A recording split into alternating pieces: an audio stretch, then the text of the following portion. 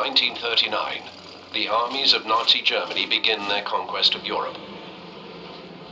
First to fall is Poland, then Denmark, Norway, France, Belgium, Luxembourg, and the Netherlands.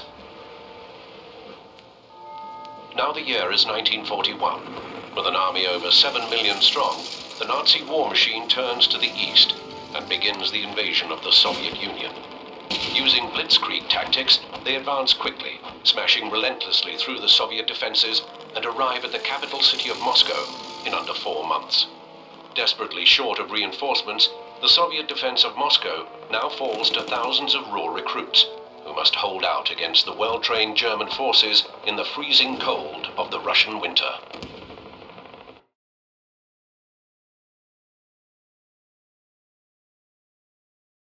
Stalingrad, 1942.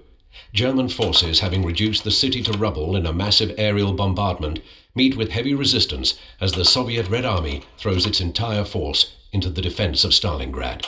In the chaos of constant warfare, battle lines have dissolved. The ruins of the city have been divided up into hardpoints surrounded by no man's land.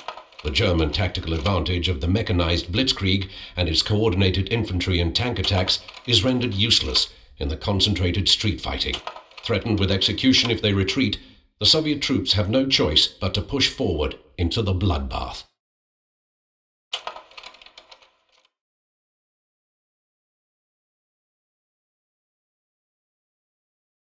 January 2nd, 1943.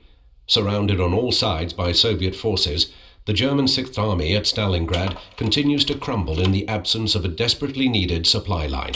Many German soldiers trapped in the city, who are now literally starving and running out of ammunition, continue to fight regardless, fearing that the Soviets will execute those who attempt to surrender.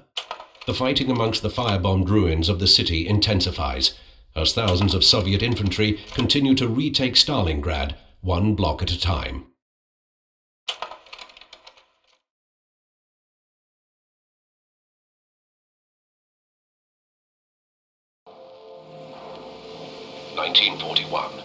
The Desert Fox, Field Marshal Erwin Rommel, arrives in Libya to assume command of the Africa Corps. Within a few months, Rommel, the rising star of the German army, recaptures the territory taken by the British Commonwealth forces prior to his arrival. Despite being heavily outnumbered by the British forces, the superior range and armor of the German tanks allows the Africa Corps to take the fight to the Allies. By July of 1942, the Desert Fox and his unstoppable Africa Corps, in a series of classic blitzkrieg attacks, pushes the British forces eastward across the deserts of Libya and into Egypt. Now in late 1942, holding their ground a mere 60 miles from the Egyptian capital of Cairo, British Field Marshal Montgomery's forces, including the Desert Rats of the 7th Armored Division, prepare to blunt the German offensive and regain the initiative.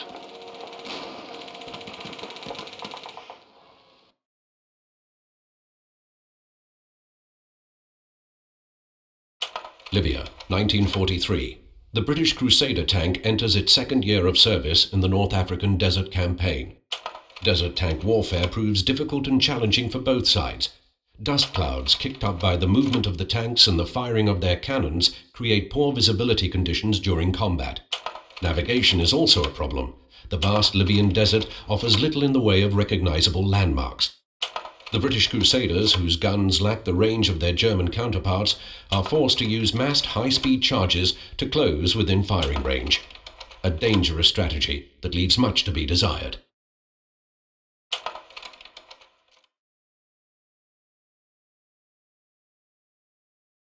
Tunisia, 1943. Gaining momentum, the Allies press Rommel's Africa Corps into the Mareth Line, a 22-mile stretch of defences in eastern Tunisia. Having lost their main supply base in Libya in January of 1943, the Africa Corps prepares to hold their ground on two sides, as they are now trapped between the American forces to their west and the British Commonwealth forces to the east. Despite these advantages, the Allies must proceed with caution, for the local terrain favours the defenders.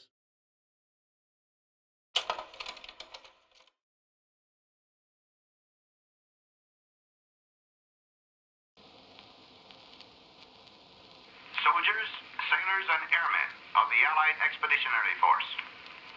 You are about to embark upon the great crusade toward which we have striven these many months. The eyes of the world are upon you. The hopes and prayers of liberty-loving people everywhere march with you. In company with our brave allies and brothers in arms on other fronts, you will bring about the destruction of the German war machine, the elimination of Nazi tyranny over the oppressed peoples of Europe, and security for ourselves in a free world. Your task will not be an easy one. Your enemy is well-trained, well-equipped, and battle-hardened. He will fight savagely. But this is the year 1944. Much has happened since the Nazi triumphs of 1940-41. The United Nations have inflicted upon the Germans great defeats in open battle, man to man. Our air offensive has seriously reduced their strength in the air and their capacity to wage war on the ground. Our home fronts have given us an overwhelming superiority in weapons and munitions of war, and placed at our disposal great reserves of trained fighting men. The tide has turned. The free men of the world are marching together to victory.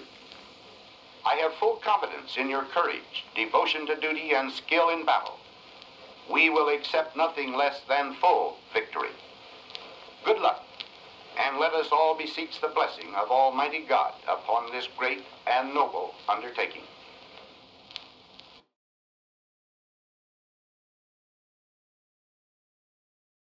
June 11th, 1944.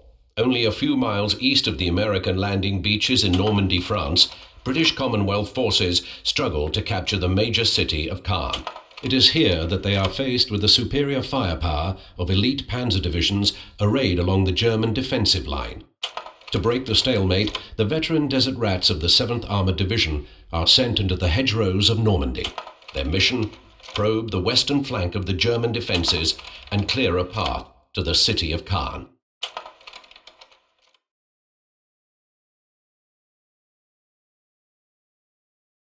December 7th, 1944. Allied forces cross the border between Belgium and Germany, encountering heavy resistance near the town of Bergstein. Towering over the small town is Hill 400, providing German artillery spotters with a perfect view of Allied forces for miles in all directions. Devastating artillery barrages directed from the summit inflict numerous losses upon the Allies. Now the US 2nd Ranger Battalion prepares to capture the hill and deny its use to the Germans.